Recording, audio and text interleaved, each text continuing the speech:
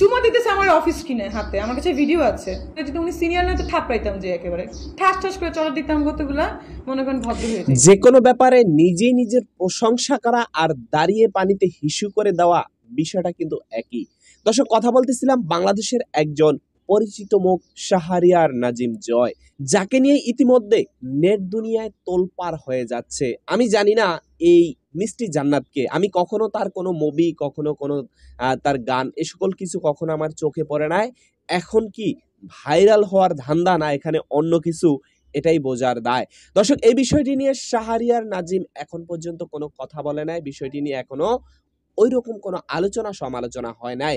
এই মিষ্টি জান্নাতের দাবি হচ্ছে শাহরিয়ার নাজিম তাকে নিয়ে লং ড্রাইভে যেতে চায়, তাকে কিস করেছে হাতে, এমন বেশ কিছু মন্তব্য সে ইতিমধ্যে করে ফেলেছে।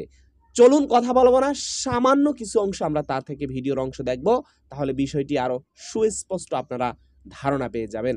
চলুন একটু অংশ দেখি আগে। উনি কেন, আমার তো মনে হয় মোস্ট অফ দ্য মিডিয়া পার্সনের কোনো যোগ্যতাই নেই আমার নাম নিয়ে কথা বলার। আমি দেখতে সুন্দর, বিউটিফুল, সো ওই যে একটা মেয়ে বলার কি হলো? আমি কি রাস্তার মেয়ে? আমি ঈদের সময় 30 লাখের উপর ইনকাম। এখন দেখছি আমাকে নিয়ে অনেকে ভাইরাল হচ্ছে।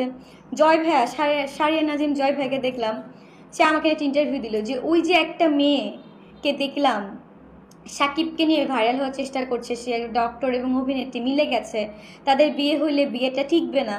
ফার্স্ট কথা যে সে বললো আমি বিয়ের কথা আসি, বিয়ে হলে টিকবে না, উনি কীভাবে জানলো? সাপোজ আমার বিয়ে হতেও পারে নাও পারে, আমি কিন্তু বলি নাই, আমি কিন্তু কখনো খোলাসা করি নাই, হলে টিকবে না উনি কীভাবে ডিটারমাইন হইলো? এটা প্রথম প্রশ্ন। সেকেন্ড প্রশ্ন, ওই যে একটা মেয়ে বললো মানে কি, সে কিভাবে জানলো? এটা তো আমার প্রশ্ন। সে আমাকে নিয়ে কথা বলে দেখলাম ভিউ বাড়াচ্ছে, ভিউ বাণিজ্য হচ্ছে। সেকেন্ড থিং হচ্ছে সে আমাকে ওই যে একটা মেয়ে বললো, তার সঙ্গে দর্শক শ্রোতা, নিশ্চয়ই ভিডিওর সামান্য কিছু অংশ দেখলেন মিষ্টি জান্নাত থেকে।